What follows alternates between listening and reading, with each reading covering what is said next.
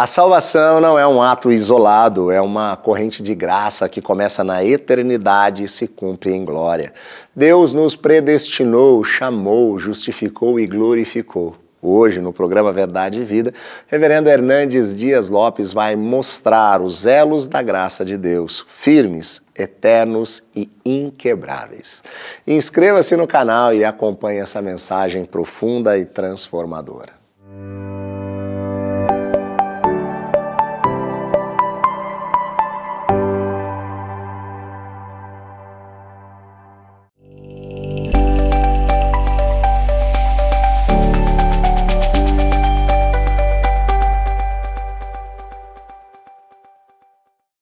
Muito bem, eu quero hoje conversar com você sobre algo vital, essencial, básico para a nossa vida, acerca da nossa salvação.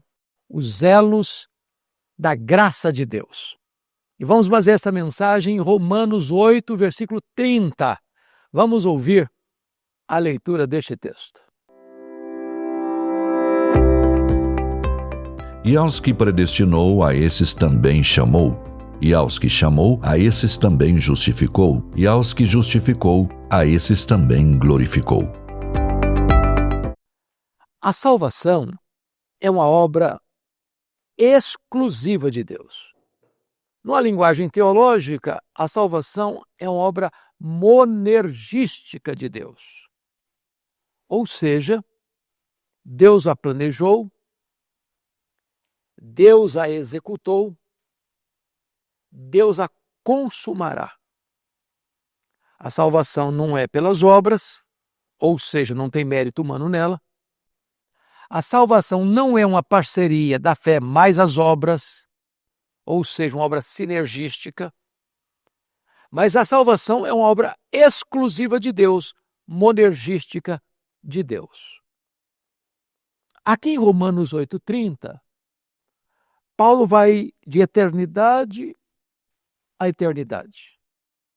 Deus nos predestinou antes da fundação do mundo e Deus já nos glorificou dentro dos seus decretos, não historicamente ainda, mas na consumação do século. Então vamos ver, à luz do texto, quais são essas correntes, esses elos da graça de Deus. E Paulo começa assim: aos que Deus predestinou. Ou seja, quem escolhe quem? É o homem quem escolhe a Deus ou é Deus quem escolhe o homem? Quem ama quem? Fomos nós quem amamos a Deus primeiro ou foi Ele quem nos amou primeiro? E a verdade eloquente é esta: foi Deus quem nos escolheu. Foi Deus quem nos amou primeiro. A iniciativa é totalmente de Deus. Quando Deus nos escolheu? Antes da fundação do mundo. Portanto, a nossa salvação não é porque o plano A fracassou e Deus lançou mão de última hora do plano B. O céu não existia, a terra também não, as galáxias também não, mas você e eu já existíamos no coração de Deus. Deus nos escolheu em quem? Deus nos escolheu antes da fundação do mundo em Cristo. Não há salvação fora de Cristo. Nenhuma religião, nenhuma denominação, nenhuma obra meritória, nenhum ritual religioso. A salvação é especificamente em Cristo. Com que propósito? Para sermos santos e irrepreensíveis perante Ele em amor. Ou seja, qual é a evidência que uma pessoa foi eleita por Deus? É se ele está vivendo uma vida de santidade e irrepreensibilidade. Será que Deus nos escolheu, nos elegeu, nos predestinou porque previu que nós íamos crer? Não. Atos 13:48 diz assim: todos quantos foram destinados para a vida eterna creram. De tal maneira que a fé não é a causa da eleição, a fé é consequência da eleição. Você não é eleito porque crê, você crê porque é eleito. Não fomos eleitos porque Deus previu que nós iríamos ser santos, não, Ele nos escolheu para sermos santos. Não fomos eleitos porque Deus previu que nós íamos praticar boas obras. Não, nós somos feitura dele, criados em Cristo Jesus para as boas obras. Portanto, a eleição divina é incondicional. Foi obra exclusiva de Deus. Paulo prossegue no argumento e diz: e aos que Deus predestinou, a esses Deus também chamou. É claro que tem dois chamados. Um externo, outro interno. Um dirigido aos ouvidos, outro dirigido ao coração.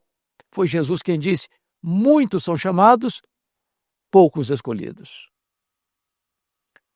Esse chamado nós chamamos de vocação eficaz ou de graça irresistível. E quando nós falamos de graça irresistível, nós não estamos dizendo que o pecador não possa por um momento resistir à graça de Deus. O que o texto pode nos informar é que todos quantos Deus predestinou para a salvação necessariamente vão ser chamados eficazmente para a salvação. E Deus chama porque sua voz é poderosa. Ele chama pela voz do Evangelho, pois a fé vem por ouvir a pregação da palavra de Cristo. Então, quando você ouve essa voz, Ele mesmo, Deus, tira o tampão dos seus ouvidos, tira a venda dos seus olhos, tira o seu coração de pedra, lhe dá um coração de carne. Foi Jesus quem disse: eu tenho muitas ovelhas que ainda não estão no aprisco. Elas ouvirão a minha voz, elas me seguirão. Eu dou a elas a vida eterna e ninguém as arrebatará das minhas mãos. Como Deus é maravilhoso em usar diversos meios e formas para nos chamar em situações diferentes. Às vezes é um folheto que você encontra no chão da rua. Às vezes é um Novo Testamento dos Gideões num hotel. Às vezes você liga o rádio de madrugada, desesperado, e escuta uma mensagem. Às vezes você acessando o canal do YouTube e ouve uma mensagem. Às vezes você está na igreja e Deus fala ao seu coração através da mensagem. Ou tantas outras maneiras de Deus chamar, mas Ele chama e chama eficazmente. Terceiro, aos que Deus chamou, a esses Deus também justificou. A justificação é um ato e não um processo. A justificação acontece fora de nós e não dentro de nós. A justificação não tem graus. Não há uma pessoa mais justificada do que a outra. A justificação é um ato declaratório e judicial de Deus lá no seu tribunal, dizendo que aquele que creu em Jesus não tem mais débito diante do tribunal de Deus. Sua dívida foi quitada. Por quê? Porque Deus, para reconciliar-nos consigo, não imputou a nós as nossas transgressões. Imputou as nossas transgressões sobre o seu filho. E o seu filho, lá na cruz, pegou o escrito de dívida que era contra nós, rasgou, anulou, encravou na cruz com um grande brado. Tetelestai. Está consumado. Está pago. Aquele que crê em mim não deve mais nada. Fomos declarados justos no momento em que Deus, então, imputou a nós a plena justiça do seu Filho, de tal maneira que não apenas não temos mais débito, não apenas não temos mais dívida, mas temos em nossa conta, lá no tribunal de Deus, um saldo infinito, toda a justiça do seu Filho depositado em nossa conta. A Bíblia, portanto, diz: justificados, pois, mediante a fé, temos paz com Deus. Agora você foi reconciliado com Deus. O muro de separação foi quebrado. O véu do templo foi rasgado. E agora você pode ter livre acesso à presença de Deus e mais. Você tem esperança, expectativa, segurança da própria vida eterna, da própria glória do céu. Então, o apóstolo Paulo, depois de falar da predestinação, depois de falar do chamado, depois de falar da justificação, agora ele termina falando sobre a glorificação. E aos que Deus justificou, a esses Deus também glorificou. É claro que este verbo esse substantivo transformado em verbo, pode gerar algumas questões aí para algumas pessoas. Porque todos nós sabemos que a glorificação dar-se-á na segunda vinda de Cristo, na consumação dos séculos, quando então aqueles que já partiram ressuscitarão primeiro, com um corpo imortal, incorruptível, glorioso, poderoso, espiritual, celestial, semelhante ao corpo da glória do Senhor Jesus.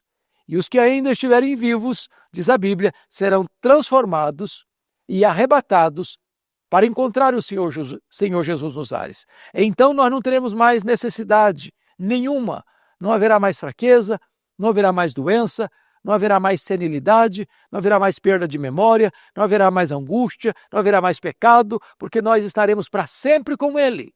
Porém, ainda nós estamos num corpo de fraquezas. Mas, como Deus é o Deus que decretou tudo na própria eternidade, se você foi predestinado por Deus, chamado por Deus, justificado por Deus, nos decretos de Deus, você já está glorificado. É um fato consumado. Ou seja, é irreversível esse veredito que você recebeu daquele que é o juiz. Por isso a pergunta: quem tentará acusação contra os eleitos de Deus? É Deus que os justifica. Quem os condenará?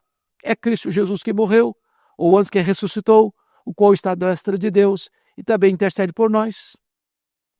Quem nos separará do amor de Deus que está em Cristo Jesus? Será perseguição, tribulação, angústia, nudez, perigo, espada, fome. Poderíamos aumentar essa lista em tantas coisas mais. Ele diz: não, nós somos mais do que vencedores por meio de todas essas coisas.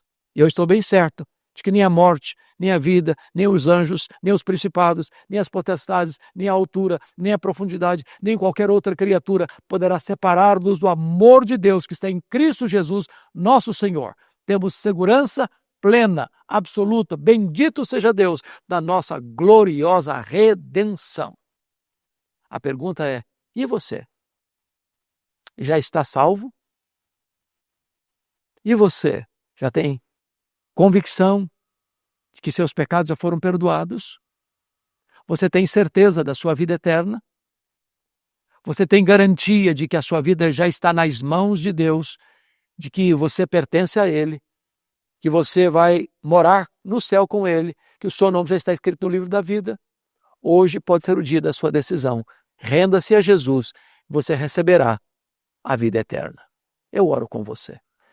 Ó Deus, eu te peço que Tu apliques esta palavra ao coração daqueles que agora nos assistem, para que eles sejam salvos e possam desfrutar da alegria e da segurança da vida eterna. Oramos em nome de Jesus. Amém.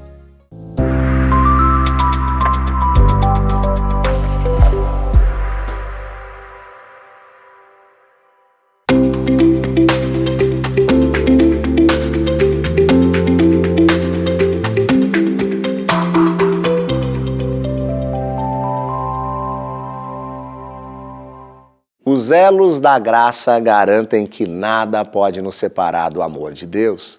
E você pode nos ajudar a compartilhar essa verdade com o Brasil e o mundo todo. Envie uma mensagem pra gente aqui. O WhatsApp está aparecendo na tela, o código de área é 11 947 18 94 50, perguntando como você pode se tornar um parceiro do Verdade e Vida. E você vai receber, além das informações para se tornar um parceiro nessa missão, um presente, esse devocionário Gotas de Esperança para a Alma. Acompanhe também tudo nas redes sociais, sempre buscando pelo @canal Verdade e Vida.